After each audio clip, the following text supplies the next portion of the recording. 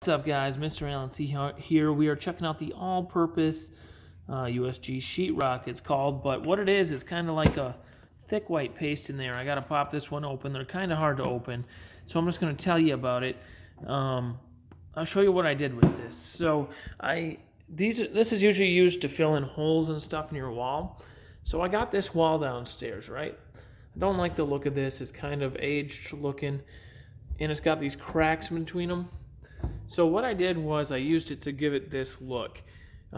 This whole room looked like this. So I used the plaster, or whatever you want to call it, this all-purpose stuff. Is exactly what I used. And I filled these cracks with it. And then I let it dry, and I put a second coat over it of fresh stuff. It was a lot of work. Then once that dried, I textured it and painted over it, giving it this look. So much better. So I'm now going to do this room too, using this product here, the same one, the all-purpose, but this is a new container of it because I got a big room to do. But I just want to give you an idea of what you can do with it. You can patch holes, you can fill in cracks, and you can really give stuff a nice look. So that's what I did with it. Hope you enjoyed the video. Now I'll see you guys next time. Bye-bye.